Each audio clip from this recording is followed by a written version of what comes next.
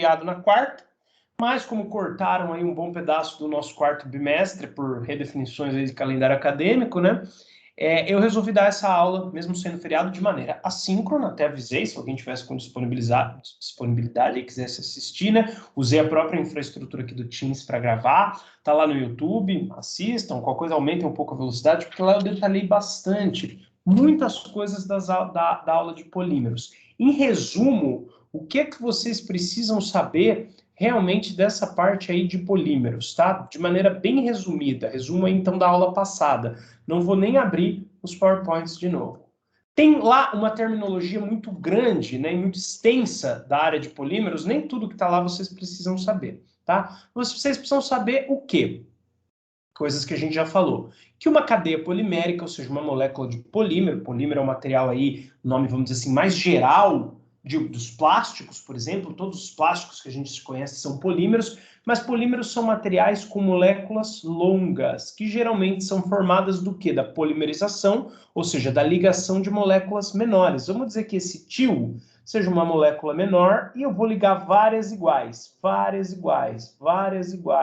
de modo que cada aqui, ó, ponto de ligação entre um tio e outro é uma ligação covalente, tá? Molécula, quando a gente usa o termo molécula, já estamos nos referindo a compostos covalentes, tá? Então, uma molécula de polímero é composta pelo quê, né? Só resumindo a aula anterior, pela ligação covalente de várias moléculas pequenas. Então, o polímero a massa polimérica é formada não por uma, mas por várias moléculas longas que são formadas da junção através de ligação covalente de moléculas menores. Esse é o primeiro conceito muito importante que vocês têm que saber.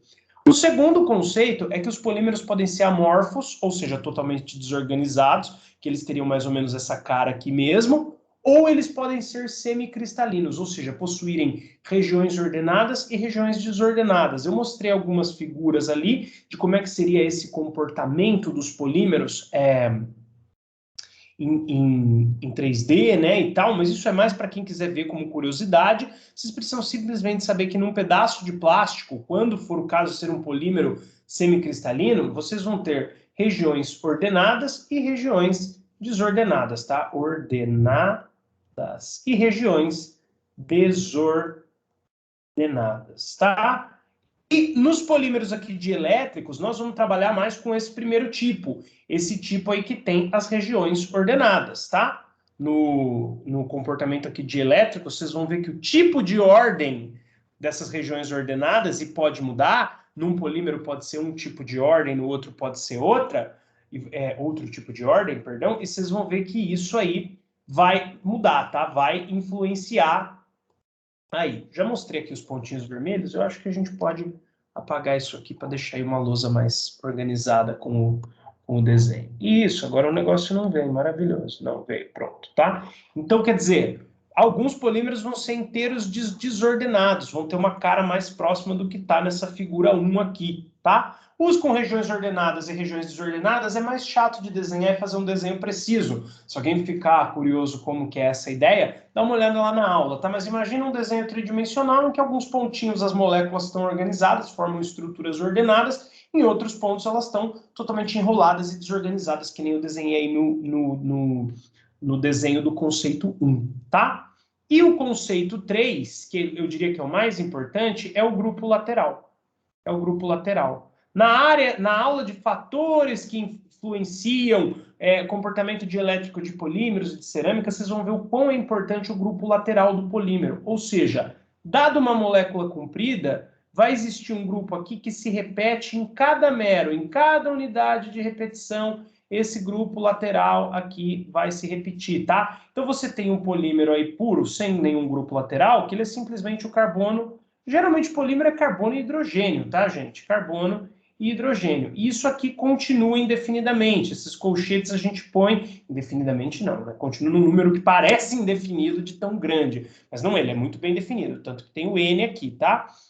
Para dizer mais ou menos o tamanho da molécula. A gente comentou também que dentro de uma massa polimérica, as moléculas têm comprimentos diferentes. Então, o polímero ele não tem uma massa molar, uma massa molecular, ele tem uma massa molecular média, porque ele é formado de várias moléculas de diferentes comprimentos, tá? E o grupo lateral seria esse risquinho verde que eu fiz, que se repete periodicamente em cada mero. Cada mero é a unidade de repetição da molécula, tá? E o grupo lateral, existem várias variações. Você pode pegar um desse hidrogênio e substituir qualquer um dos quatro, é a mesma coisa, tá? Porque a molécula, quando ela tá lá no meio, não tem essa desse lado ou aquele lado. Claro, se você definir um plano na cadeia principal, vai ter um lado em relação ao plano, outro. Para algumas coisas que a gente discutiu, isso é importante, mas para o grupo lateral, não. Você pode substituir qualquer um desses quatro hidrogênios, que a ideia é a mesma. Existem, então, grupos laterais muito grandes, né? Como, por exemplo, o anel aromático, que nem vai caber aqui nesse trecho de lousa, né? Ele é um grupo lateral grande. Ele faz, o que ele faz? Ele afasta uma molécula da outra, impedindo a formação, dessas regiões ordenadas, tá? Então, o poliestireno, que é este polímero aqui que tem esse grupão lateral, ele é totalmente desordenado. E é o material da parte de fora aqui transparente e dura da caneta Bic, por exemplo, tá? Com certeza eu falei isso na aula. Outro grupo lateral é o cloro. Você substitui um dos quatro hidrogênios de cada mero. Isso se repete em todos os meros, hein, gente? Não é à toa que eu fiz esse monte. Substituir um dos quatro hidrogênios pelo cloro, por exemplo, forma o PVC. Material que a gente usa aí para fazer tubos na construção civil, né? Substituir um deles, sei lá, por um CH3, que também continua sendo hidrogênio e carbono, mas já é um grupo mais comprido, forma o polipropileno. E vai variando aí que tipo de grupo lateral você tem. Para a gente, o importante vai ser o grupo lateral flúor. Melhor ainda, se for um de cada lado, mas no mesmo carbono, não em carbonos diferentes. Aí não tanto faz. Aí você escolheu o carbono em que o flúor vai ser trocado, né, que o hidrogênio vai ser trocado por flúor, vai ter outro ali. O processo químico de como juntar, né? Você não vai tirar o hidrogênio e pôr um flúor. O que você vai fazer é polimerizar a molécula já com esses dois flúores. Mas a parte de processo químico não interessa nem muito para mim, que sou engenheiro de materiais. Imagina para vocês que são, né, engenheiros. O pessoal não gosta de falar engenheiro elétrico, né? Gosta de falar engenheiro eletricista. Eu gosto de falar engenheiro elétrico, porque, afinal de contas, o curso é engenharia elétrica. Desculpe aí se eu usei algum termo inadequado, tá, gente? Mas, enfim, vocês que são da engenharia elétrica, pronto, assim não desagrada ninguém, o processo químico de como obtém isso não é importante. O que vocês têm que saber é que, num determinado polímero, que vai ser muito importante para a gente, dois hidrogênios sempre no mesmo carbono, se você fizer no de trás, vai ser o de trás, se for o da frente, vai ser o da frente, vão ser substituídos por flúor. Ah, e aí em todos os meros é o mesmo carbono? Então, aí envolve um outro conceito que eu discuti com vocês, que é o encadeamento. Pode ser cabeça-cauda, cabeça-cabeça, pode ser aleatório. Essa discussão não interessa tanto para a gente. O que vai interessar é na hora do polímero organizar de que lado vão ficar esses flúors aí. Quando chegar nessa aula, a gente vai fazer um desenho, vai explicar isso um pouco melhor e vai repetir tudo isso. Mas só resumindo a aula passada, quais são os pontos mais importantes? Lá tem muita informação. O que vocês têm que absorver mesmo? Polímeros são formados de várias moléculas longas, e cada uma delas é formada de moléculas pequenas, então é como se fossem várias correntes, tá? Cada molécula de polímero é uma corrente, então um pedaço de plástico tem várias dessas correntes, e em cada uma dessa corrente os elos são o quê? Moléculas menores. E essas moléculas menores são como a gente representa. A gente representa através só desenho mero, só desenho elo da corrente, ou seja, a molécula menor que forma as grandes, tá? Os polímeros, dependendo dessa estrutura, tem regiões ordenadas e regiões desordenadas. Os semicristalinos, tá? Não todos, mas os semicristalinos são assim. Os polímeros semicristalinos. Tem alguns que têm regiões só desordenadas, mas mesmo os ordenados possuem regiões desordenadas. O PVDF, que é esse, que é importante para a gente, vai ter as duas regiões, ordenadas e desordenadas. E a posição que esses flúors ficam na região ordenada, isso sim pode mudar dependendo do modo de como ele cristaliza, ou seja, de como ele sai do estado fundido para se organizar, vai mudar as posições desse flúor, e as posições desse flúor vão mudar as propriedades dielétricas, que é o que interessa. Então, os dois conceitos mais importantes são esses. O que é um polímero, só pensando nesse jeito mais simples da junção de várias moléculas longas, e em cada uma dessas moléculas longas é a união de várias menores. Que os semicristalinos são aqueles que possuem regiões ordenadas e regiões desordenadas, e o que é um grupo lateral, tá? Tudo isso vai ser repetido com os desenhos adequados, focado no PVDF, na aula de de fatores que influenciam nas propriedades de elétrica dos polímeros. Mas da aula assíncrona, esse é um bom resumo. Nem abri o PowerPoint para não ficar, né, que senão eu sou especialista em polímero, então eu vou ficar aqui, eu vou querer falar só disso, né? Então, de maneira bem resumida, o que vocês, para essa disciplina, vocês da engenharia elétrica, para essa disciplina, precisam saber, se forem reassistir a aula, foquem nessas 3 explicações, tá? O resto é mais curiosidade, é isso que vocês têm que saber. O PVDF e os copolímeros baseados nele, que são parecidos com ele, que são os que interessam para nós aqui, são polímeros ordenados, semicristalinos. Ou seja, mas mesmo os polímeros semicristalinos possuem apenas algumas regiões ordenadas e outras desordenadas. A noção do que é um grupo lateral aí, se tem uma cadeia carbônica, ela não vai ter só hidrogênios em volta, vai ter um cara diferente do hidrogênio ali em todo mero, tá? Ou 2 caras diferentes do hidrogênio em todo mero, tá? E que um pedaço de plástico é formado dessas várias cadeias longas, e cada uma delas é constituída da união de moléculas menores, né? Cada uma dessas cadeias é uma molécula longa e cada uma dessas cadeias é constituída da união, através de ligação covalente, de moléculas menores, tá? Mas cuidado que uma massa polimérica não é uma cadeia só, são várias. Então, massa polimérica é um pedaço de plástico, tá? Então aí, ó, os 3 temas mais importantes da aula passada, já que foi assíncrono, para não parecer, joguei um trabalho aí para vocês no feriado e não, tá aqui. Mas assistam lá, tá? Se não tiver tempo de assistir inteira, vai passando e reveja pelo menos essas 3 explicações aí. Se não tiver tempo de ver nada, tá aqui. Foi explicado novamente, tá? Eu incluo isso aí esse slide aí na aula e mando para vocês, tá bom? Beleza, pessoal? Ô, André, Pode falar.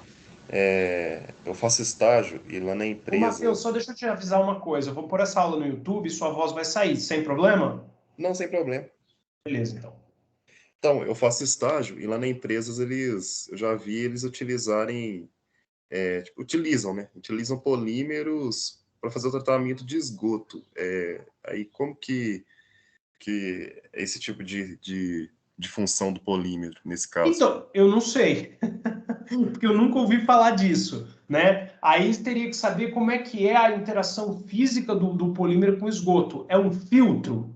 E ele é feito de material polimérico que vai dar a porosidade ideal para a água passar e reter a parte aí tóxica, ou então é alguma interação química que ele realmente purifica a água porque é um tipo específico de polímero. Eu não sei porque eu nunca ouvi falar disso. Então, quer dizer, eu teria que saber como é que é primeiro a interação física para ir conseguir pensar na química por trás. Ou talvez até o nome do polímero. Se você for lá e falar, o polímero é tal, aí eu já conseguiria começar a pensar. Mas, de qualquer maneira, eu vou dar uma olhada nisso aí que eu achei interessante, fiquei curioso. Polímero para tratamento de esgoto. É aqui na região, a empresa? Imagino que seja, né?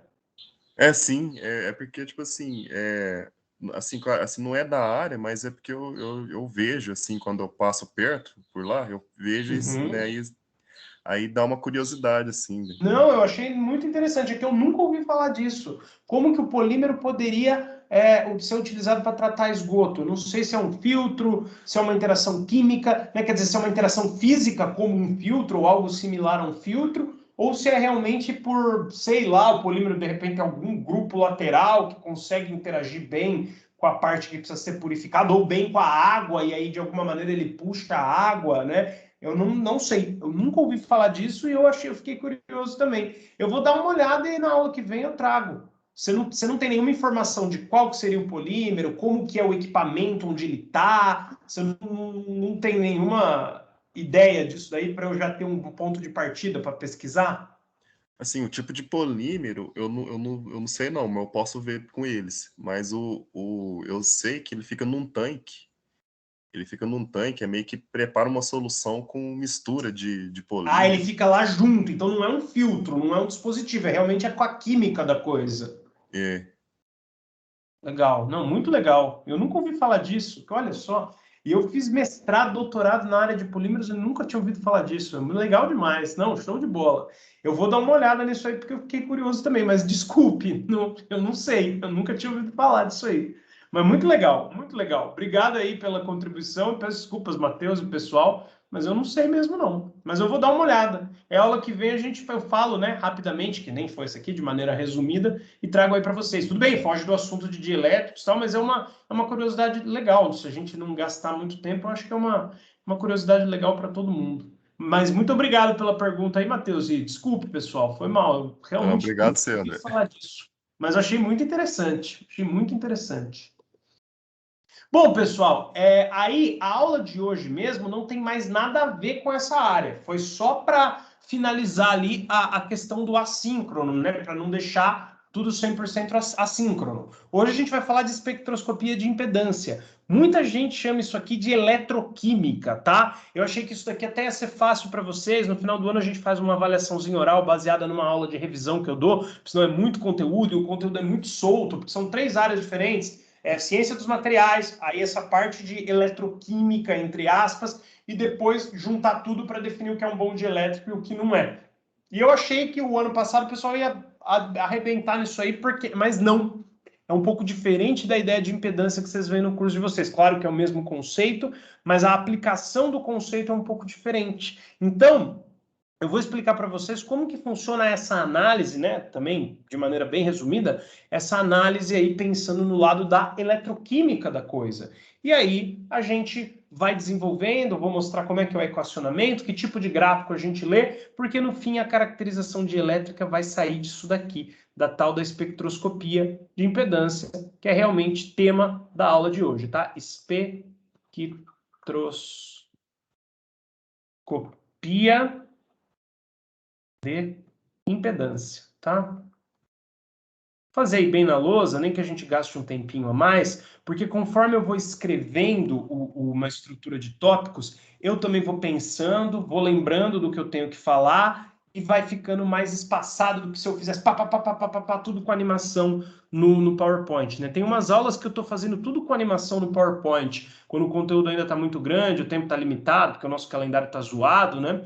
Justamente para ver se normaliza mais rápido, mas ficou meio zoado esse quarto bimestre curto. Só que eu estou fazendo questão de fazer com a minha letra, sabe por quê? Fica menos informação por slide. E aí não desanima tanto de você olhar. Fica um pouco mais enxuto de informação. Se eu fizer digitado, os slides, mesmo por mais que use letra grande, o slide acaba ficando um pouquinho carregado. E aí é pior, né, para a galera estudar e tal. E outra, a mão da ideia é assim, tá escrito à mão, para quem faz caderno, né, principalmente o pessoal do técnico, que é mais o pessoal mais novinho e tal, tá escrito à mão? Então é para pôr no caderno. Eu sempre falo isso daí para eles. O que é a tal da espectroscopia de impedância? Primeira coisa, ela é medida em laboratório, tá? Porque quando você vai para a prática, isso aí vocês entendem melhor do que eu, porque vocês são da área de engenharia elétrica, né? Você já tem o dielétrico bom pronto, você já tem o capacitor bom pronto. Você não vai medir ele ali, você vai pôr ele na aplicação. Então essa é uma medida de laboratório. Então a espectroscopia de impedância, ela é medida, ou melhor, a impedância, né?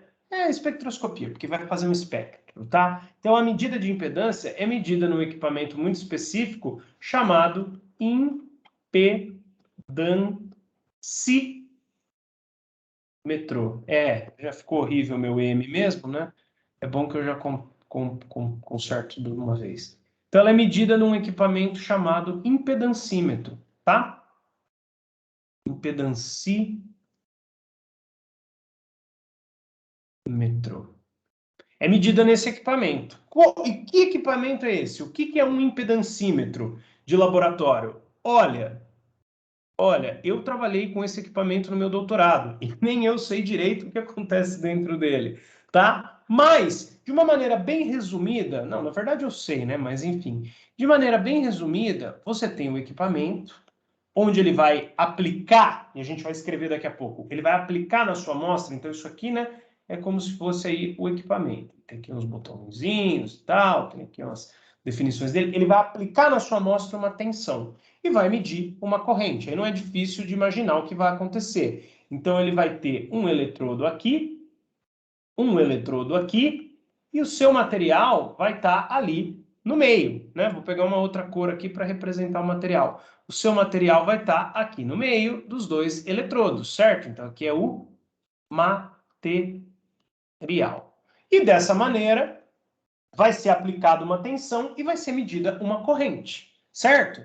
E seria aí, ó, se vocês entendem disso melhor do que eu, se isso fosse simplesmente um resistor, pensando numa visão aí de ensino médio, né, que para vocês talvez até seja boba, se eu aplicar tensão e medir uma corrente, né, vou pôr I minúsculo mesmo, e U, né, como tensão, só para remeter àquela fórmula do ensino médio, dividisse a tensão pela corrente, eu conseguiria a resistência desse resistor. Mas o material não tem resistência, ele tem a impedância, que isso com certeza você sabe melhor do que eu, é a voltagem dividida pela corrente, tá? E como é corrente alternada, essa impedância ela é complexa, tá? É uma impedância complexa que é medida aí no impedancímetro. Então vamos anotar aí o que eu acabei, as duas coisas, ou três que eu acabei de falar, tá? Então no impedancímetro, através desses eletrodos aí, que vão por onde vai passar corrente elétrica, né? Parte dessa corrente elétrica será impedida,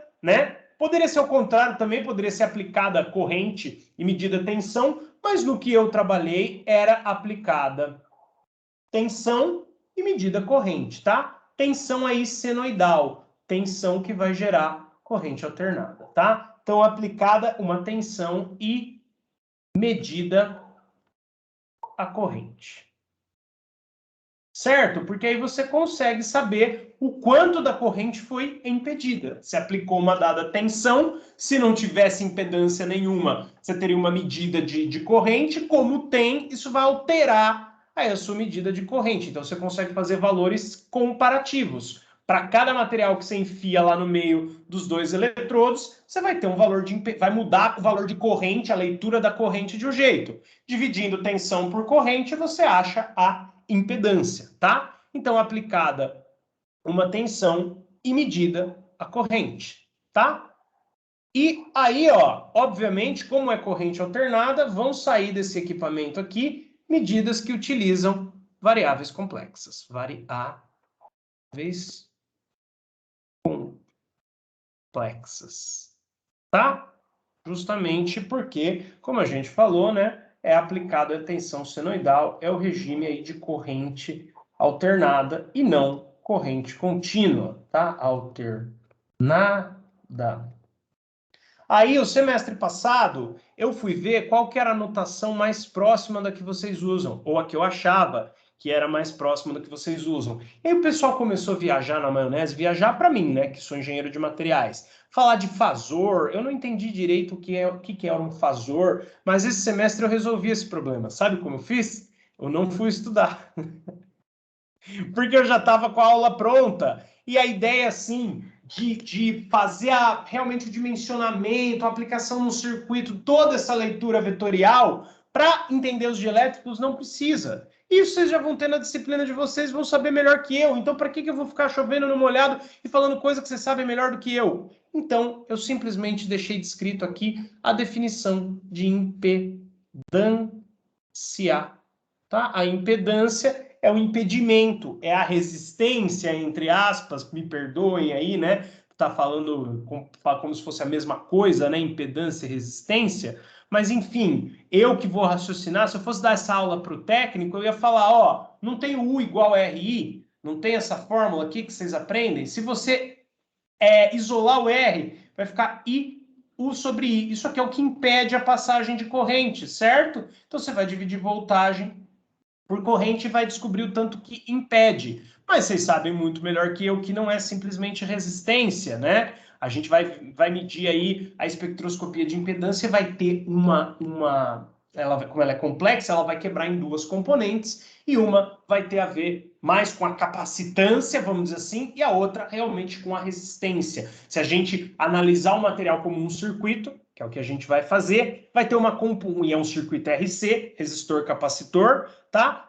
Vai ter uma componente aí que tem a ver com o resistor, ou seja, não tem defasagem entre corrente e voltagem, é exatamente o que eu falei aqui. E a outra que é o capacitor, que é a defasagem aí máxima. Já vou mostrar uma figura aí na frente, figura, novamente, com certeza eu sei que é mais simples para vocês do que para mim. Eu chamo a impedância calculada pelo equipamento diretamente de Z estrela, ou Z asterisco, tá? E ela, como a gente já falou, é dada pela voltagem em função da frequência da corrente alternada, dividida pela próprio valor da corrente alternada também em função da frequência, tá? Aí eu vi a notação que tinha um tio aqui, achei bonito, resolvi manter, achei que vocês estariam mais familiarizados se eu apresentasse com esse tio aí, tá bom? Não sei, não sei exatamente o significado físico desse tio, e também é o que eu falei, para mim aqui não interessa, o importante é dividir voltagem por corrente. Talvez no ano que vem eu até tire essa questão aí do tio, não vejo necessidade, já que para mim não significa nada, mas para vocês pode ter um significado, eu vi essa anotação, deixa o tio aí então, na verdade fica mais chique assim. Tá bom? Então a ideia é essa, o equipamento vai pegar simplesmente a tensão que ele aplicou e dividir pela corrente que atravessou o material. Isso variando a frequência, né, dessa aplicação aí de tensão. Variando a frequência, então vai variar o valor de tensão. Ele vai fazer uma varredura, por isso que eu chamo de espectroscopia, porque ele varre ao longo de diferentes voltagens que dependem aí da frequência, eu vou gerar diferentes tensões, dividindo uma pela outra, eu vou ter diferentes valores de impedância, tá? E aí, ó, eu trouxe esses gráficos aí, que é o que eu falei, eu acho que vocês estão muito mais familiarizados com ele do que eu. Como ficou pequenininha aqui a legenda, eu reescrevi os termos, tá? Eu não queria potência, mas nessa fonte aqui onde eu busquei, só tinha com a potência junto. Então ignora aí esse gráfico de potência, porque aqui a gente não vai usar ele para nada. Mas vejam como é que é aplicada uma tensão senoidal, a corrente medida aí num resistor. Tá vendo? Valor um pouquinho menor, porque você tem que dividir a tensão justamente pela resistência, mas a corrente e a tensão em relação aí ao tempo, né, não a frequência, ao tempo, mas é só inverter a unidade, em relação ao tempo eles não têm defasagem. Quando a tensão é máxima, a corrente é máxima, né? Eu entendo isso como U igual a RI, tá? R aí seria a constante de proporcionalidade, mas é uma relação linear, quando uma é máxima, quando U, tensão é máxima, o I também é máximo, né? Usando aí a fórmula de ensino médio para ficar bem simples, vocês devem usar outras notações para isso, mas a relação aqui de proporcionalidade é o R, multiplicando o valor do pico aqui pelo R, né? Você vai do R do resistor, você vai ter a tensão, vocês devem estar muito mais acostumados a fazer do que eu, como eu falei. Agora, no capacitor, a relação é diferente. Quando eu aplico a mesma tensão senoidal, embora a escala do gráfico aqui esteja diferente, eu tenho a defasagem total, a defasagem de 90 graus. No capacitor, quando a tensão é máxima, a corrente é zero. E vice-versa, ó. Corrente máxima, tensão zero, tá? Então, são a defasagem nenhuma e a defasagem máxima. São os dois extremos. O material que a gente vai estudar, vai pôr ali no meio, não é nem um resistor, que vai estar em fase, e nem um capacitor. Ele é um meio termo. Como é que a gente chega no meio termo entre esses dois gráficos? Ou seja, uma defasagem diferente de zero, que estaria aqui, mas também diferente da defasagem máxima, que é 90 graus. Combinando, fazendo um circuito RC entre resistor e capacitor. Mas antes de eu falar isso, né, o que a gente lê do equipamento, eu quero falar mais uma vez como o equipamento funciona. Então eu vou fazer uma lousa aqui bem rápida, que se chama cálculos do equipamento. Que assim, na verdade, é um cálculo só. É um sistema de equação, tá? Por quê? Porque o equipamento, ele não me dá o Z estrela, que eu chamei ali, que é a permissividade complexa. Ele não me dá o Z estrela. Ele me dá duas outras grandezas que saem do Z estrela, que ele calcula através do Z estrela. E claro que não tem muito sentido a gente fazer cálculo na mão, porque o equipamento já faz para mim. E ele faz com muita facilidade, porque como eu falei, ele resolve um sistema de equação. A medida que ele tem é esse Z estrela. Mentira, né? A medida que ele tem é a corrente. Mas ele obtém esse Z estrela dividindo a tensão que ele aplicou pela corrente que ele leu. É uma divisão. O Z é direto, né? Ele vai ter duas medidas ali, divide uma pela outra. Mas ele já te dá direto decomposto isso daqui, ó, em Z', que a gente chama de impedância real, e Z2', que a gente chama de impedância imaginária, tá? E as duas são calculadas do Z estrela. Mas como é que ele vai decompor uma incógnita em duas, né? Fica meio complicado, a não ser que você tenha um sistema de equações onde apareçam essas duas. Você não precisa usar métodos aí não lineares, métodos computacionais, é um sistema de equação simples. Então não precisa ser um software sofisticado. É só alimentar direitinho os dados. E o próprio equipamento está coletando os dados, então ele já te gera automaticamente os resultados. Sabe por quê? Porque vai existir um ângulo de defasagem entre 0 e 90. Entre 0 e 90 você tem a defasagem. Por quê? Porque, como eu falei, ele vai aproximar o material para um circuito RC, em paralelo, tá? Esqueci de falar isso aí. Resistor, capacitor. Por quê? O resistor é a defasagem zero. Aplicou tensão, mudou a corrente. O capacitor é o contrário, só quando uma zerar é que a outra vai estar máxima e vice-versa. O material, como é o meio termo, a combinação em paralelo dele, dependendo desse valor e desse valor, do valor da resistência aqui, do valor da capacitância ali, vai ter um meio termo de defasagem, que são todos os materiais que existem. Alguns vão estar mais próximos do capacitor, alguns vão estar mais próximos do resistor, ou até de um circuito sem nada, de um circuito contínuo. Mas, assim, todos os materiais isolantes ou dielétricos, que não chegam a ser condutores, vão poder ser muito bem aproximados de um circuito RC, porque eles não são nem um resistor perfeito, nem um capacitor perfeito, tá? Mas como é que eu vou saber qual que seria a capacitância do circuito equivalente a um dado material? Qual seria a resistência de um dado circuito? Com esses dois dados aí eu descubro. Mas como é que eu tiro esses dois dados se o equipamento me mede o Z estrela, que é algo aí próximo dos dois? Sabe como? Você tem esse ângulo de defasagem, não tem? Que se fosse um capacitor seria 90. Como é um circuito RC, é entre 0 e 90. Esse ângulo de defasagem também vai ser medido. Por quê? Porque o equipamento vai te plotar a curva pelo tempo. Então você mede ali o ângulo de defasagem. Ele mesmo mede, né? E ele mesmo calcula a tangente desse ângulo de defasagem, que é o delta, tá? É um delta ali. Você pode fazer na forma de ângulo, né? Porque você tem o senoide, o cossenoide, então você converte facilmente isso aí para ângulo, tá? Se você considerar um ciclo ali, é um ciclo trigonométrico e tal, o equipamento faz todos esses cálculos aí. Tirou a tangente, você sabe que a tangente desse cara aqui é exatamente o Z duas linhas, que vai ter a ver com um seno aí no meio, e o Z' que tem a ver com cosseno. Esse tipo de matemática eu sei que vocês estão familiarizados. Como eu falei no semestre passado, preparando essa aula, eu fui estudar coisas simples de elétrica, de corrente alternada, que o pessoal às vezes até usa no curso técnico, vocês já vão ver isso mais aprofundado. Então eu sei que vocês entendem bem essa matemática, tá? Mas a ideia é que se você dividir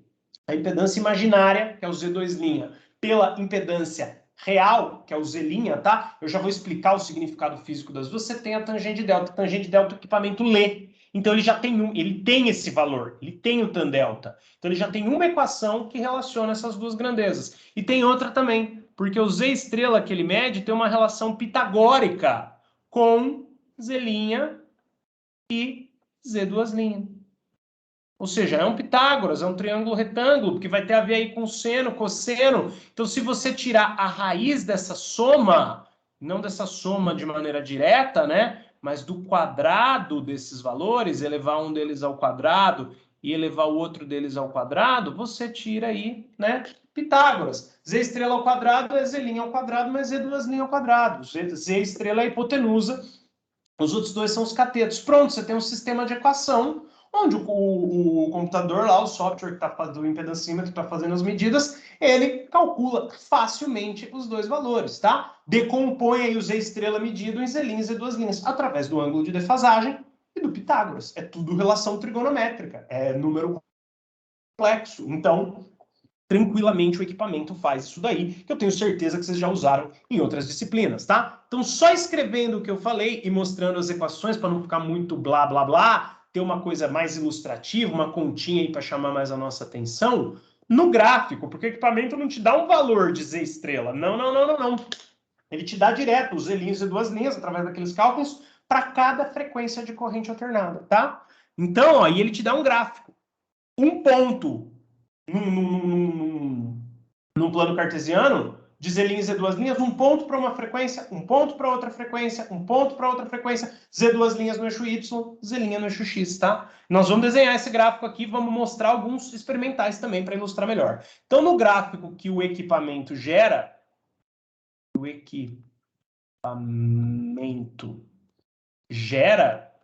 vírgula, Z estrela já é, como eu acabei de falar, né? Z estrela, ou Z asterisco, ou Z complexo, já é já vem ou já é decomposto em, no gráfico ele já está decomposto em Z' e Z2 linhas, tá? Z' e Z2 linhas, tá? Então, no gráfico que o equipamento gera, já vem feitos todos esses cálculos. Você tem diretamente essas duas medidas aí. Ele mede, então, a princípio, a corrente, aplica uma tensão senoidal e vê a corrente que realmente passa pelo material. Divide tensão por corrente, obtém o Z estrela. E o Z estrela, com essas duas equações, é decomposto em Z' e Z2 linhas. Z', impedância real, Z2 linhas, impedância imaginária, tá? E o significado físico dessas duas aí? Qual que é o significado físico? Como a gente já falou, o Z', que é a impedância real, tá? Ela vai dimensionar o quê? Ela vai estar relacionada, não que ela seja diretamente, mas ela vai estar relacionada, a impedância real está relacionada com a resistividade de fato do material, com a resistividade do material. Tá? E o Z2 linhas é a impedância imaginária, que está mais relacionada com a capacitância. Tá? Deixa eu ver se eu não escrevi bobeira. No gráfico de equipamento G, a linha já está descomposta. Não. A impedância real está relacionada com a resistividade do material. Tá bom? Deixa eu só escrever aqui, depois eu quero fazer mais um comentário. Então, impedância imaginária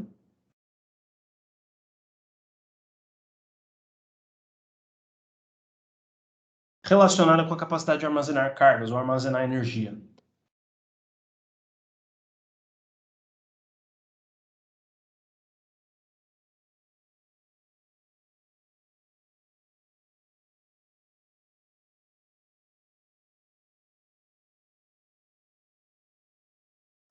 Aí, pessoal, claro que é isso, né? Porque pela matemática de números complexos, claro não, André, isso aí é meio bizarro, né? É sim, mas ó, acompanha aqui comigo. Pela matemática de números complexos, esse aqui é o real que não tem defasagem. Quem que não tinha defasagem que a gente mostrou ali? O resistor, né? Eu falei trocado, né? Eu falei ao contrário ali na hora que eu fui comentar. Ou não? Não sei. Acho que não, porque impedância está relacionada com resistividade. Se eu falei trocado anteriormente, pessoal, me desculpem, tá? Mas eu acho que eu não falei trocado, não. O ponto é exatamente esse, né? Como eu disse, eu falei trocado, me desculpem. Impedância tem a ver com resistividade. Então, a componente real dela vai estar relacionada com resistividade. Mais um argumento. Ela não está defasada. Ela não tem defasagem. Quem não tem defasagem de tensão e corrente é o resistor. Então, pensando no material como um circuito RC, o Z' é o número relacionado com o resistor do circuito RC. O Z2 linhas é a impedância imaginária, é o que tem defasagem, está relacionado aí com o capacitor do circuito RC. Então, com esses dois valores, você consegue ter uma noção da resistividade do seu material e da capacidade de armazenar cargas, né? Que é o que interessa, é o que forma aí para nós um bonde elétrico, tá, pessoal? Certo? E aí, finalmente, vamos ver o gráfico. Deixa eu ver se eu não esqueci de nada. Não, nós vamos fazer mais dois comentários aqui. É isso mesmo. E aí acaba a impedância. A impedância é mais rápido. Por isso que eu acho que vale a pena hoje a gente já começar a permissividade também para economizar a nossa aula da semana que vem, que já vai ser quase Natal, né? Todo mundo, inclusive eu, já vai estar bem de saco cheio, né? Então, a gente falar um tema mais leve a semana que vem, que é a polarização, tá? Vou ter que dar aula, porque depois de janeiro a gente tem poucas aulas. Em janeiro a gente só fecha. Fala de fatores que influenciam na resistividade de cerâmica e polímeros, a gente já vai ter base para discutir, compósitos e compósitos dielétricos, e já era, tá? Então aí dá realmente, acho que em 3 aulas, é bom que a gente fica aí com, que tem recuperação, a gente também tem que fazer avaliação, tá? Então eu acho que em 3 aulas, ou se for o caso 2, a gente termina lá em janeiro, tá bom? Então aqui, ó, a gente vai falar do diagrama de Nyquist. Diagrama de Nyquist. O que é o diagrama de Nyquist? É o gráfico justamente que o equipamento me gera com aqueles dois valores, tá? Esse vermelho no preto fica muito agressivo, né? Então eu vou pôr um cor-de-rosa aqui que dá um destaque mais interessante para o fundo escuro, tá? Então, o diagrama de Nyquist, como é que ele é? Vamos desenhar ele aqui, tá? Vamos desenhar ele aqui, mas eu vou pedir aí uma ajuda para o PowerPoint para não ficar tudo torto. Vou fazer os eixos, aí já vou deixar os eixos prontos, mas acho importante eu fazer a ideia principal do gráfico à mão, tá? Eu não segurei o Shift. Agora ficou bom. Então, aí, ó, vou fazer o gráfico aqui. Só um minutinho, tá, pessoal? Vou fazer os eixos aí, pelo menos, retinho, porque a gente faz o gráfico à mão. Como que é o tal do diagrama de Nyquist? É o que eu falei.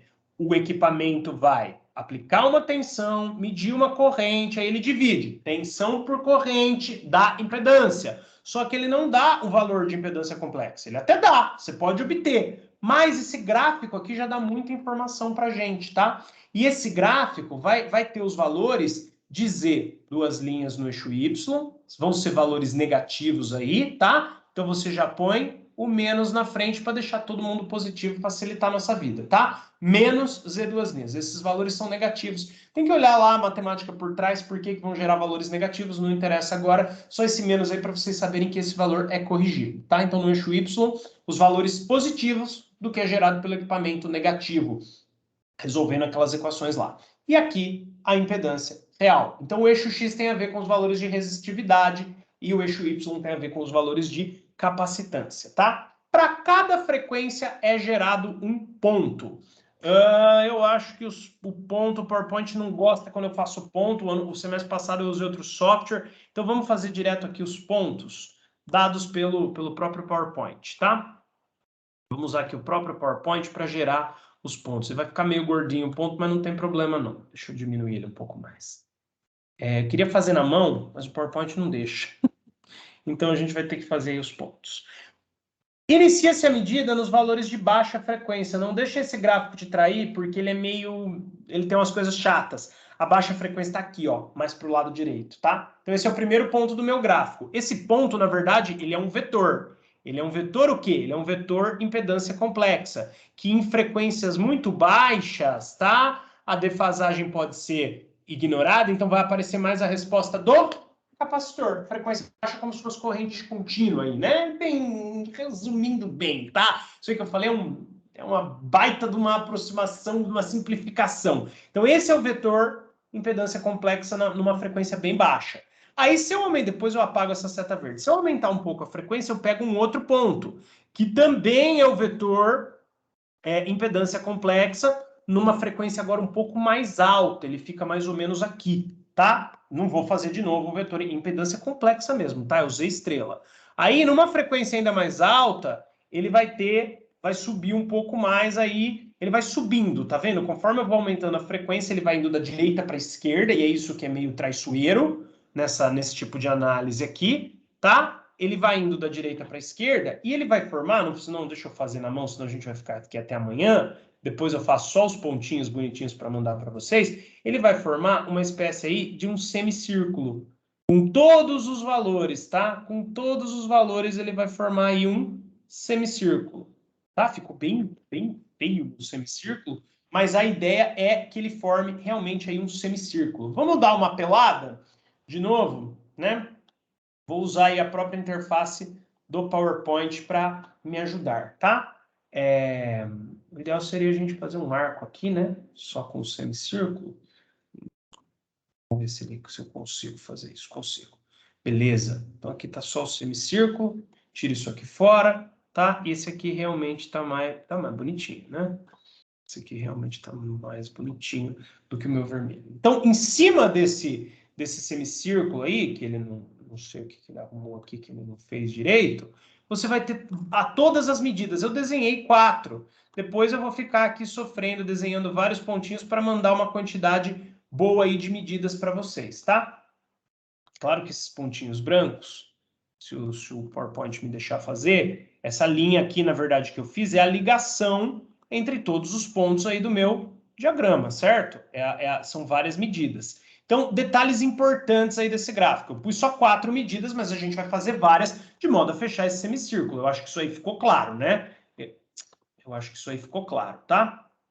Então, fecha aí o semicírculo. Vou colocar aquele mesmo cor de rosa, que é uma cor mais chamativa, tá? Depois, se tiver várias medidas, não vão ser só 4, vão ser bem mais, você vai completar aí. E para um circuito RC ideal, na verdade, isso aqui é um semicírculo perfeito, tá? Destaques aí importantes nesse gráfico. O valor de frequência aumenta nesse sentido, tá? O valor frequências maiores, ó, maiores frequências é nesse sentido. Então, maiores frequências Acho que nem tem mais trema em frequência, né? Mas deixa aí, tá? Então, a frequência aumenta nesse sentido, tá? Existe um valor aqui muito importante, que é onde você tem o máximo Z duas linhas, tá? Esse valor aqui, ó, é o máximo Z duas linhas, concorda? Pensando em módulo, tá, gente? Ah, mas ele é negativo, não sei o quê. Pense em módulo aí, ó. Mas é o módulo do Z duas linhas máximo, tá? É o Z duas linhas máximo, não quer dizer que é a frequência máxima, pelo contrário, se as frequências aumentam para cá, a frequência máxima vai estar aqui, ó, perto do final da curva, tá? Que aí você não vai medir mais nada, de tão rápido que está trocando, né, a corrente alternada, né, tá mudando, perdão, trocando aí a polaridade, o campo, né, invertendo o campo elétrico, consequentemente mudando o sentido aí da corrente alternada. Depois eu faço um tracejado mais bonitinho aí, ligando o semicírculo nesse Z' máximo. Então, vai existir, pessoal, um valor de frequência correspondente aí, ó, correspondente ao Z duas linhas máximo, ou ao módulo de Z duas linhas máximo, tá? A frequência correspondente ao Z duas linhas máximo, que você não tem como medir por esse gráfico, o equipamento também te gera uma tabela. Frequência, Z' e Z duas linhas. No gráfico só aparece Z' e Z duas linhas. Mas você sabe a frequência que corresponde ao máximo Z duas linhas, tá? E essa frequência é chamada frequência de corte, tá? Frequência de corte, que eu vou representar, vou trazer uns exercícios para a gente fazer a semana que vem, no comecinho da aula, vou representar ela por FC, tá? Para ficar aí bem fácil. Lembra que o semicírculo perfeito vai aparecer aí no circuito RC, se for um circuito RC. E lembra também que a medida faz, isso eu não falei, mas lembra isso daqui para frente, ela faz uma aproximação, ela modela o material como se ele fosse um circuito RC perfeito. Meu resistor ali nem encaixou no cor. Pronto, agora não dá para ver que está tão feio. Então, ele modela uma frequência aí, uma corrente. Então, você tem a resistência R do resistor e a capacitância C do capacitor. Mas, André, como você pode comparar um material com um circuito RC? Então, é uma aproximação. É só porque o material vai dar um ângulo de defasagem intermediário. Ele não é nem a defasagem completa, que é entre tensão e corrente, que é o capacitor, e nem o em fase, que é o resistor. Ele vai dar aí um ângulo intermediário. Então, existem outras modelagens, mas a mais simples, o ponto de partida é o circuito RC. E muitos materiais respondem bem, eles formam esse semicírculo, o que mostra que eles têm uma componente resistiva e uma componente capacitiva bem definida. E aí, você pode aproximar essas componentes resistivas e capacitivas para um circuito RC. Porque com esse semicírculo, você mede exatamente o que seria a resistência desse circuito, que poderia ser, vamos dizer assim, diretamente a resistência do seu material, bem entre aspas, e diretamente a capacitância do seu material, tá? Com esse gráfico, não é à toa, que ele não tem nada a ver, é um gráfico chato, é duas medidas que a princípio não te dizem nada, é para você ver a frequência, você tem que olhar na tabela, nem para te dar a frequência o gráfico não te dá, sabe? Mas a gente plota ele assim, tem um motivo, e o motivo eu vou falar agora, tá? Então, mais um detalhe aí que eu esqueci de comentar, mas vocês já devem estar imaginando, a frequência zero seria aqui, ó, no comecinho da curva, e a frequência máxima seria aqui no final. E aí você pode fazer a medida direta da resistência aqui embaixo, ó.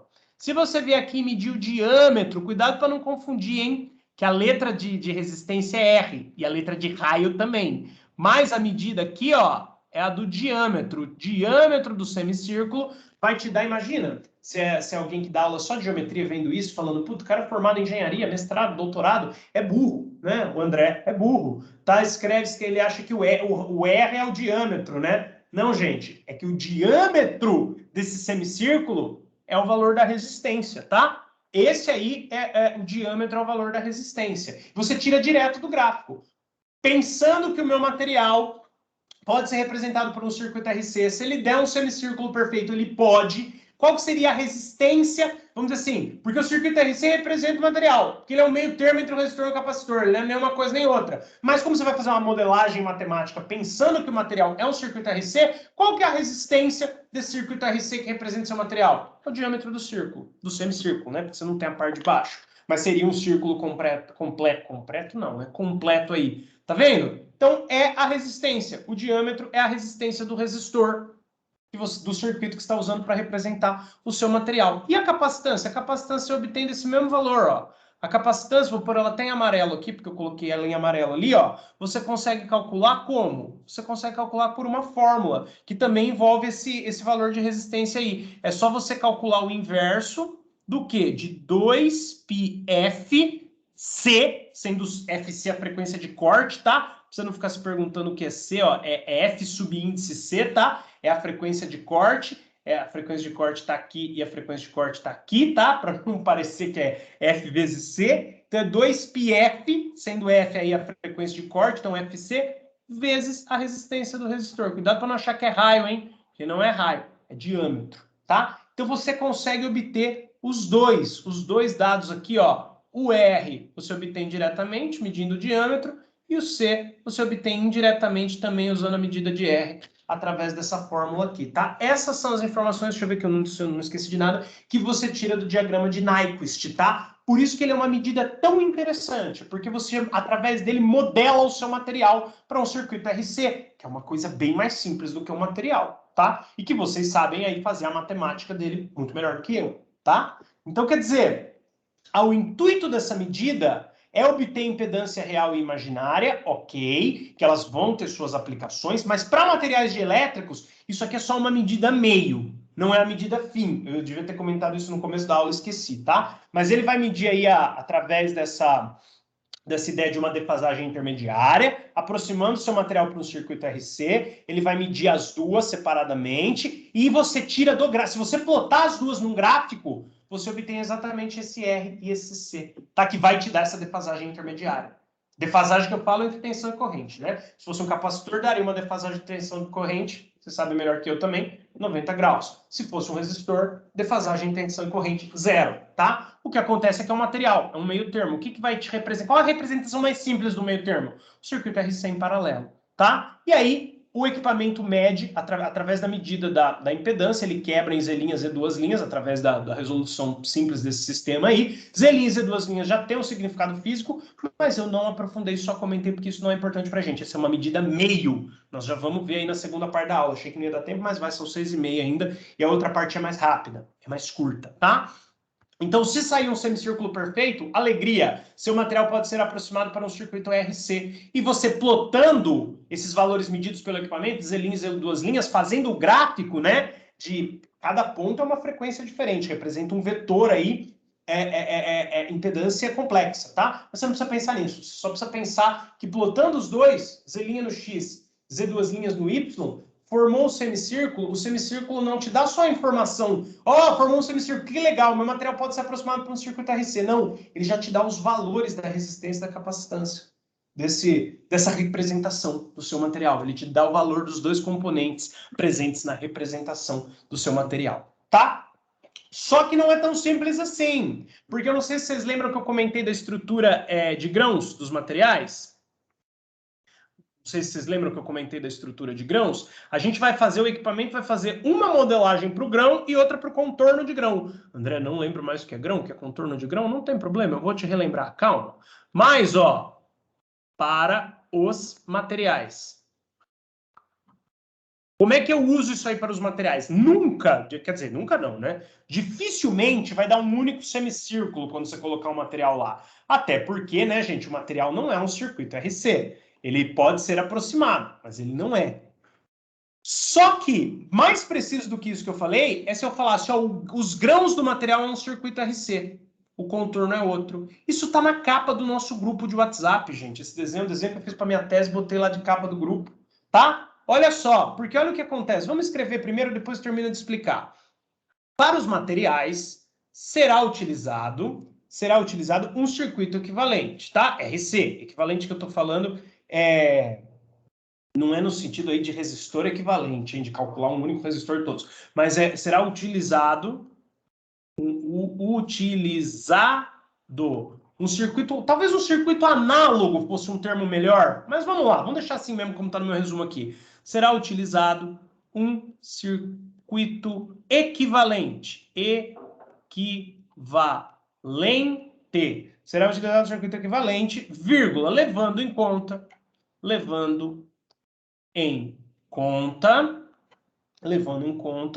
as impedâncias. As impedâncias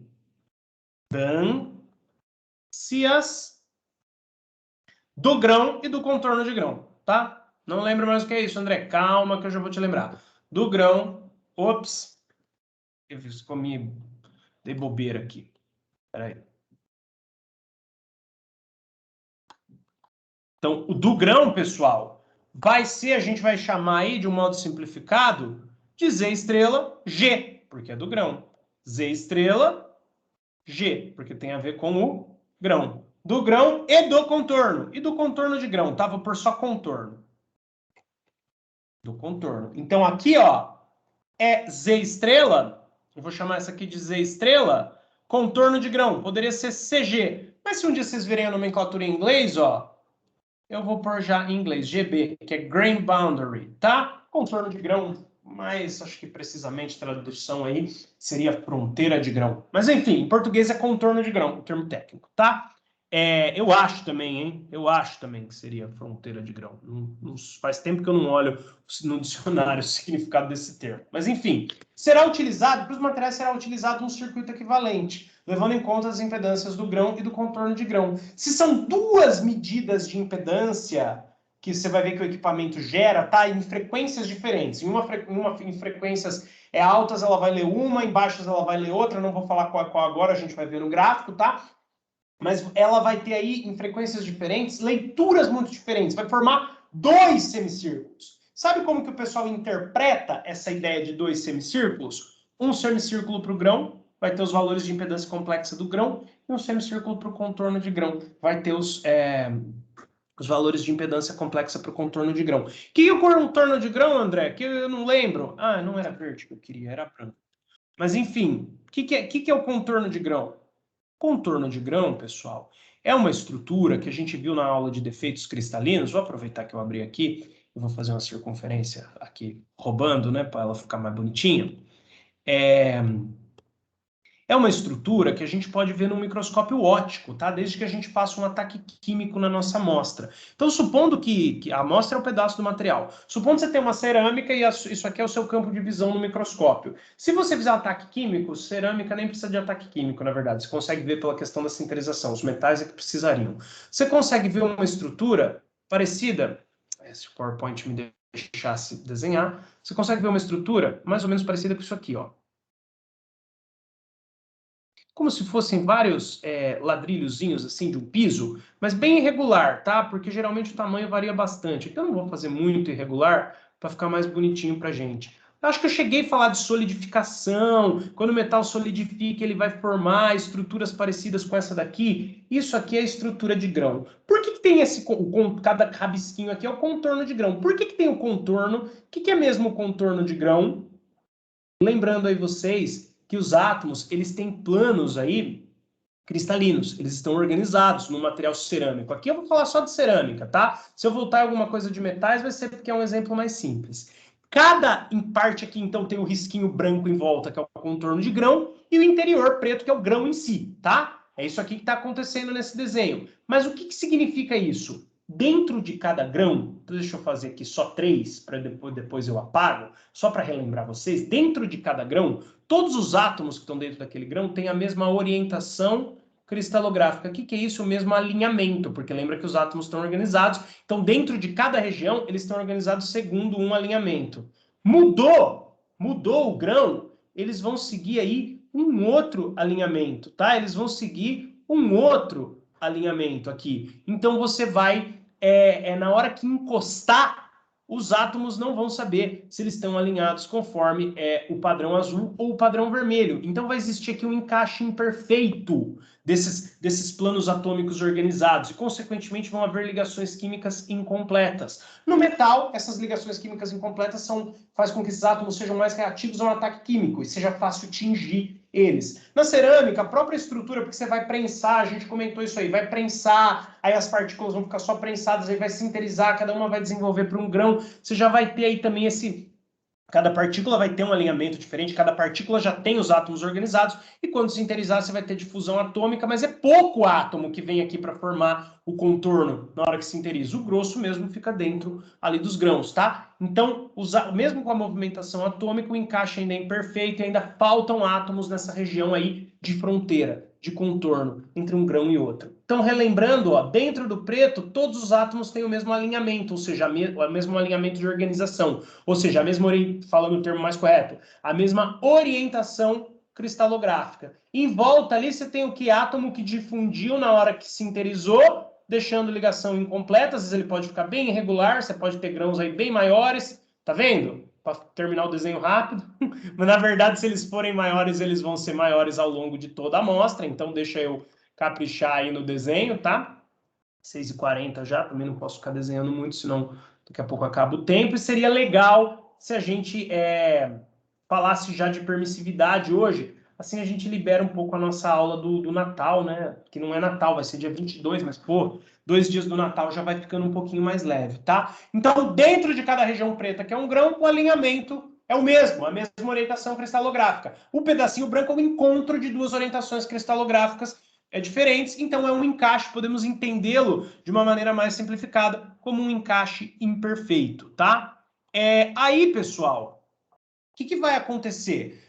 Tem o grão e o contorno de grão, correto? Então a gente vai ter aqui, ó, um Z estrela, um circuito RC representando o interior do grão. Então, um circuito, que a gente vai achar 2 semicírculos. Cada semicírculo, na medida de impedância, corresponde ao circuito RC, dado de graça para você a resistência e facilmente de ser calculada a capacitância. Como tem 2 semicírculos, o pessoal entendeu que é uma aproximação, uma modelagem interessante, era isso aqui, ó, que um dos 2 semicírculos corresponde ao circuito RC, que representa o grão, circuito representando o grão, ou dentro do grão, tá? E aí é o Z estrela do grão, então é o ZG, Z estrela G, e outro, um circuito representando dentro, e outro representando o contorno, Deixa eu sair, porque depois eu vou querer deixar cor-de-rosa, que vai ficar menos agressivo que esse vermelho. Deixa eu sair bem, pegar aqui bem o contorno, ó, por exemplo, para ficar bem claro a hora que vocês forem estudar isso aqui, ó. E outro representando o contorno.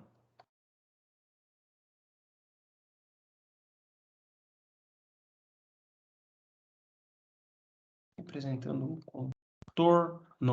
Então, que vai ser o Z estrela do Grain Boundary, né? Certo? Do GB. Beleza, pessoal? Então aí, ó, para ficar mais ajeitado, vou trocar aqui por cor-de-rosa, fica melhor no fundo preto, dá um destaque maior também. Então, na prática, a gente não vai, claro, a gente simplifica na hora de explicar, né? Mas na prática, a gente não vai ter um circuito RC só. A gente vai ter vários, tá? Um representando o grão e outro representando o contorno de grão, tá bom? Então, isso aqui seria um circuito, uma representação mais próxima da prática, tá? É um desenho aí que eu fiz para minha tese, mas vejam como é que é a estrutura de grãos de uma cerâmica. Lembra a ideia da orientação cristalográfica? Vou falar de novo, tá? Vou falar de novo. Olha aqui, aqui você tem um dado alinhamento e no vizinho dele que encosta nele, vamos fazer nesse aqui de cima. Nos vizinhos dele que encostam nele, você vai ter um alinhamento aí levemente diferente, tá? Aqui eu tô exagerando, tá fazendo bem diferente, tá? Você tem um ângulo aí, ó, se você fizer uma reta aqui, né, e uma reta aqui nas bolinhas, você tem um ângulo diferente. Então, essas linhas aqui, onde eles não se encontram, é o encaixe imperfeito. E no microscópio você vê bem assim, como se fossem vários pisos diferentes, né? Como o equipamento, quando você faz a leitura de um material como esse, te gera aí 2 circuitos, 2 semicírculos, a gente fala que o primeiro semicírculo tem as medidas do circuito RC, que representa as características do grão, e o segundo semicírculo, que geralmente é menor, para esse material não era, tá? Que é o material justamente que eu estudei no meu doutorado, esse trabalho não é meu, mas eu me baseei nele para fazer o meu doutorado. No do meu doutorado, você tinha o do grão bem pequenininho e o outro enorme.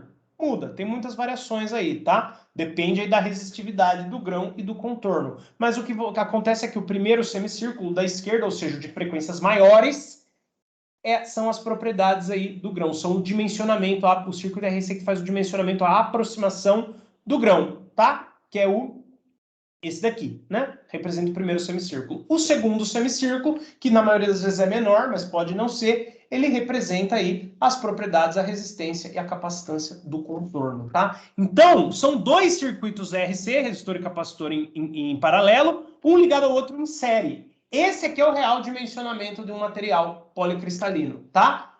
fazendo um Z estrela, perdão, né? Na verdade, um semicírculo e vários Z estrelas, né? Do contorno, e um semicírculo também, vários Z estrelas, se a gente for ver bem, né? Mas a gente pode separar aí, podemos realmente separar, porque são dois semicírculos. Então a gente pode realmente ter a impedância do contorno e a impedância do grão. Mas na verdade a impedância é tudo um só, a frequências diferentes, né? A questão é que vai formar dois semicírculos. Isso nos permite separar a resistência e a capacitância do circuito RC, que representa o grão, e a resistência e a capacitância do circuito RC, que representa a região dos contornos de grão, tá? E aí, com isso, a gente terminou a parte de impedância. Então, de maneira bem resumida, o equipamento vai quebrar aí a impedância, que é a voltagem pela corrente, em real e imaginária, tá? Resolvendo esse sistema.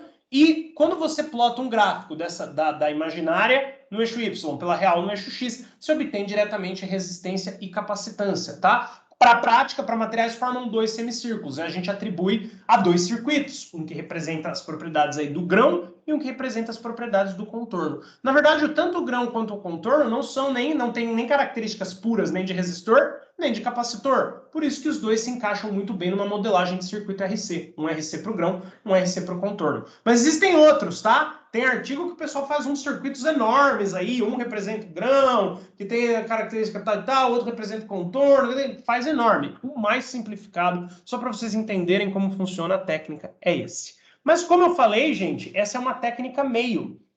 E você olha aí e fala, tá, o material é representado por um circuito RC, ok, eu tenho o valor da resistência do contorno, mas nada disso é realidade. Será que essa capacitância C precisa ser grande para o material ser um bonde elétrico? E se ela for grande, será que só isso é suficiente para eu falar que é um bonde elétrico?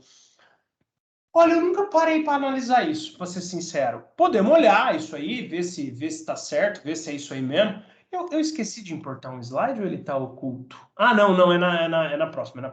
Esquece, fala de bobeira. Né? Aqui não é junho, já é dezembro, esqueci aqui de trocar. Já é dezembro, mudei a cor, esqueci de mudar o mês. Então, quer dizer, é uma medida meio. Talvez saia impreciso se você pegar essa capacitância. Eu não sei, na verdade. Como eu falei, eu nunca pensei nisso, nunca fiz essa comparação. O que eu sei é que os artigos, e a gente acabava medindo aqui. Porque aqui eu preciso. Aqui é que vai me dizer se é um bonde elétrico ou não. É a permissividade de elétrico e não a impedância. Então, por que você precisa da impedância? Porque eu desconheço uma técnica que meça diretamente a permissividade do material.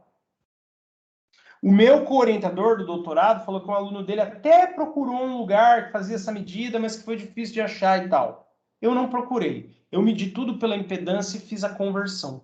Na verdade, a medida que interessa é aquela. É importante explicar como a outra funciona, mas a outra, para vocês começarem a compreender bem e tal, mas a outra é uma medida meio para essa área do conhecimento, para materiais elétricos. Essa é a medida fim, a permissividade de elétrica. Num circuito simplesinho aí, em corrente contínua, como é que a gente mede isso aí? Gente, me dá até vergonha trazer um slide desse.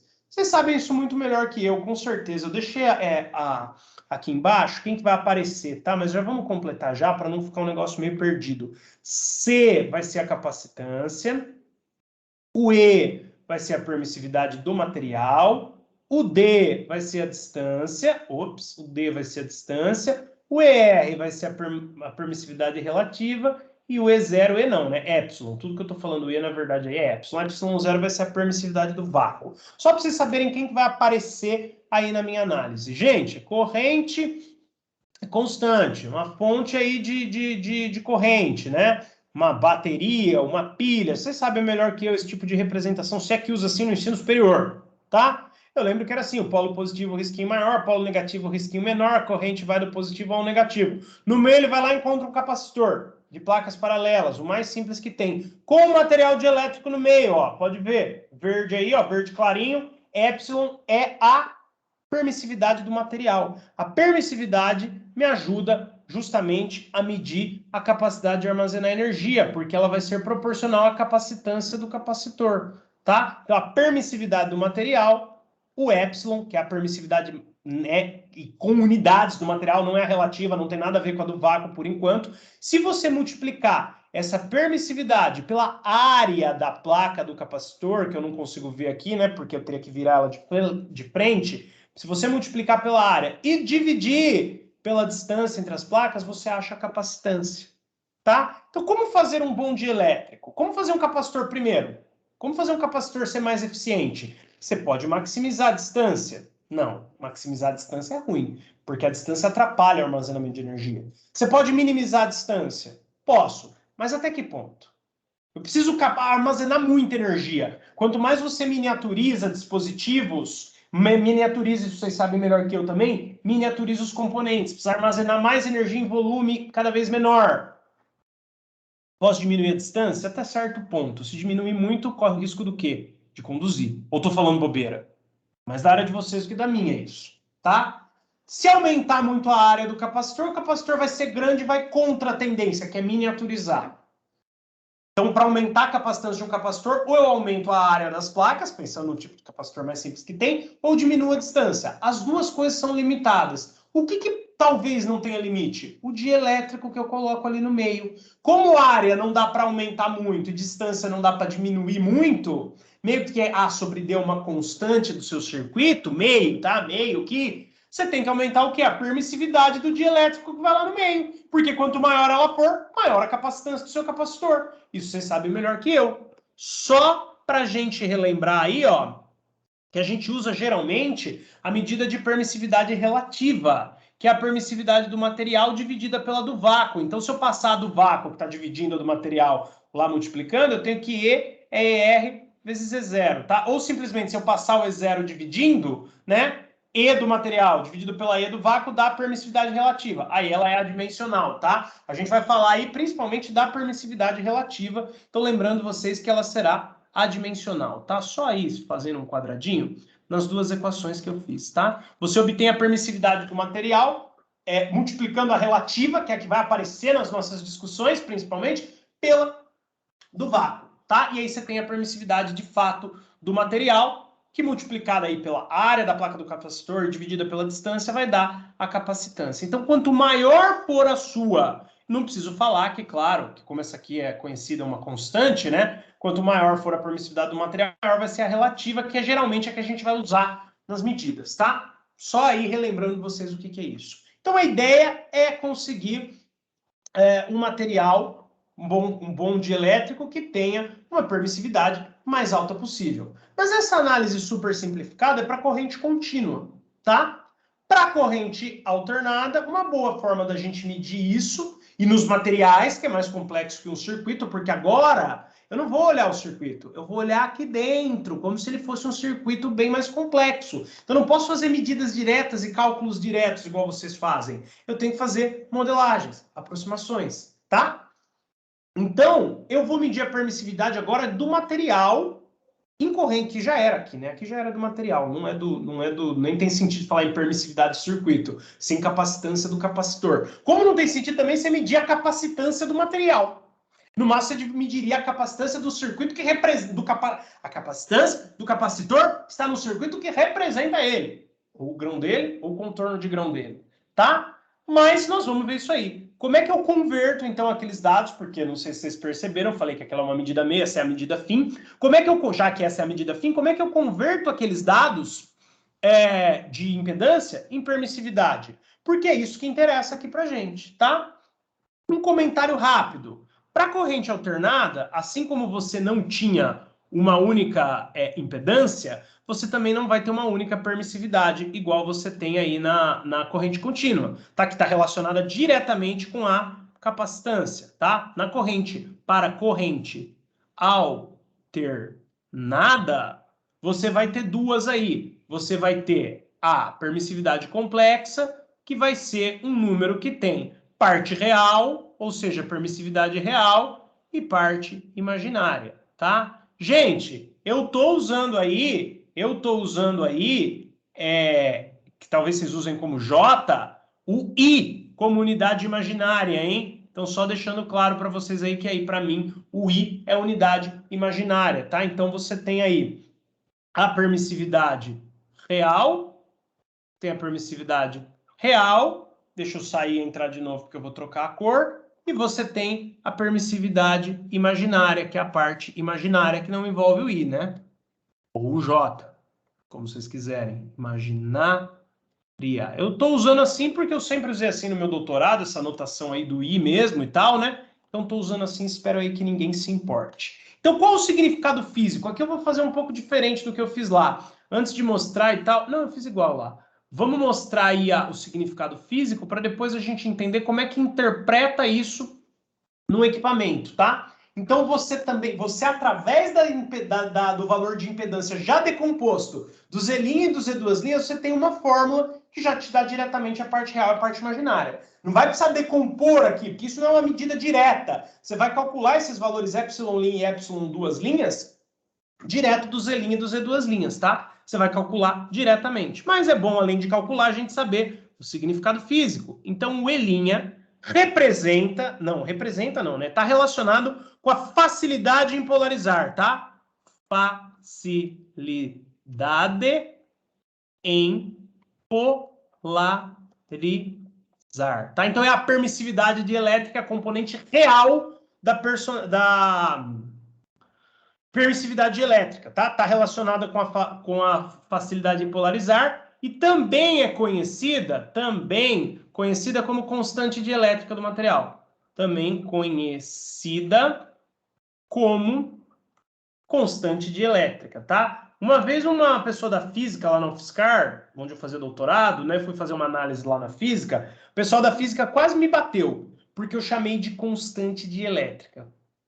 Constante dielétrica. Não é constante, varia com a frequência. Tá, mas a uma dada frequência é uma medida boa. E a gente acaba chamando isso daí de constante dielétrica, tá? Então, o ε'L' é a facilidade em polarizar, também conhecida como constante dielétrica do material. O ε'L já vou encerrar a aula, viu, gente? Eu já vi que são 5 para 7 aqui. Essa aqui é relacionada, é a constante dielétrica imaginária, né? Componente imaginária da constante dielétrica. Então, relacionada à perda de energia, tá? A perda de energia. Dá para relacionar também com a condutividade, tá? Mas vamos lá, relacionada com a perda de energia em forma de calor, tá? Em forma de calor. A energia que é dissipada em forma de calor. Tá, quando eu dava esse mini curso, esse tema como mini curso pessoal da graduação, eu falava assim, ó, quando você carrega o seu celular, lá tem capacitores. Os capacitores vão ter duas componentes, uma que ajuda, que é a facilidade em polarizar, que ajuda a recarregar a bateria do seu celular, e uma que atrapalha, que é a perda de energia em forma de calor. É a perda de elétrico ou o armazenamento de elétrico, podemos chamar assim também. Real e imaginária, né? É constante de elétrica ou perda de elétrica, né? Constante a uma dada frequência, deixar isso claro. O seu carregador esquenta, hoje em dia não mais, os carregadores estão melhores, né? Quando você recarrega o celular, basicamente, ó, aquele tanto que esquentou é o ε'L, está relacionado à perda de energia em forma de calor. O tanto que realmente recarregou, armazenamento de energia, relacionado com ε'L'. Isso aí está presente no nosso dia a dia. Expliquei isso para pessoas que não eram de elétrica também, tá? Que não eram da área de elétrica. Então, quer dizer, pessoal, a aula que vem a gente retoma nesse slide que a gente começou a falar aí da permissividade em corrente contínua. Eu dei a ideia que em corrente alternada ela quebra em duas. Vou fazer de novo aqui, ó, uma ideiazinha vetorial, só para a gente ver que existe a defasagem também e tal. A gente revisa isso aí a semana que vem. Aí eu tenho mais uma lousa escrita, onde eu vou mostrar as fórmulas, como que eu converto, de fato, a impedância em permissividade, que são grandezas aí diferentes, uma relacionada com o impedimento da passagem de corrente e a outra representada com a permissividade, quebrada em duas, uma que mede a capacidade de polarizar e outra que é a perda em forma de calor. Vamos ver aí a conversão na prática de um artigo, não é bem assim, porque aqui estão em temperaturas diferentes e tal, mas é só para dar ideia esses gráficos aqui. E vamos fazer 2 exercícios. E aí a gente já começa uma coisa nova, tá? O exercício é só para reforçar o conceito. Então, a gente parou aqui, deixa eu deixar uma marca que a gente parou aqui, tá? Para não esquecer também. A gente revisa isso num outro slide mais bonitinho, mais completo. Foi bom que eu até esqueci de fazer a animação ali no ângulo, eu faço. A gente vê um exemplo no artigo, resolve 2 exercícios para gravar tudo isso daí na nossa cabeça, tá? Tá até oculto, eu sabia que o exercício não ia dar tempo hoje.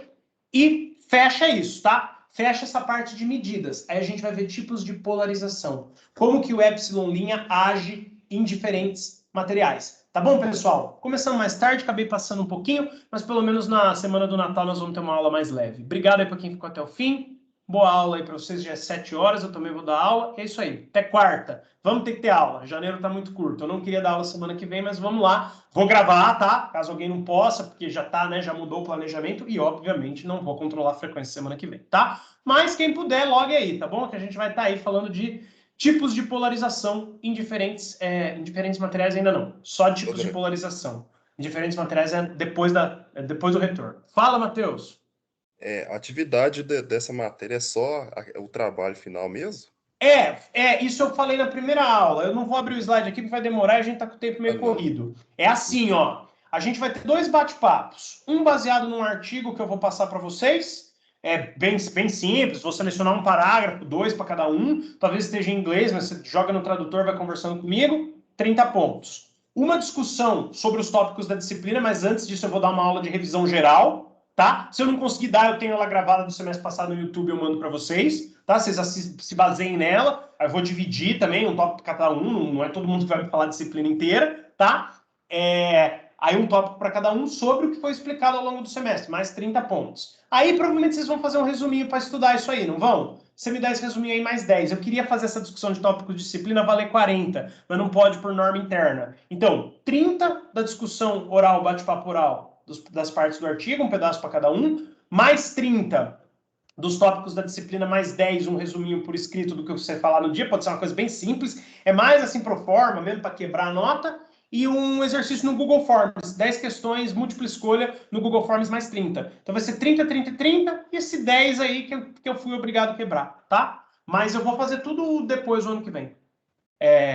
Aí, se a gente tiver poucas aulas em janeiro, qualquer coisa eu não dou aula de revisão, mas eu tenho ela gravada. Aí eu mando para vocês. Pode ser? Já tá lá no YouTube, inclusive. Do semestre passado é o mesmo assunto, é a mesma explicação. Fechou, então. Fechou? Acho que não vai ser tranquilo, apesar que vai ser fim de semestre, né? Como vai ser oral, eu não tenho como adiantar. De repente, eu já dou a aula já mando para vocês o link da aula de revisão e o Google Forms. Aí vocês já fazem isso 1/3 primeiro. Depois a gente conversa lá no grupo de WhatsApp, vocês acham melhor fazer isso no Google Forms já. Mas o outro tem que ser no ano que vem, não tem jeito. Não vamos fazer semana que vem, uma semana é pouco. Mas já posso mandar o artigo, de repente. Aí a gente já fica mais esquematizado, tá bom? Mas tirando a aula da semana que vem, eu acho que mais 2 aulas depois a gente termina. Se Deus quiser, tá? Eu tive que dar uma corrida porque a parte importante para vocês dessa disciplina é o fim, né? O meio não serve para nada. Beleza? Valeu então, pessoal. Até mais.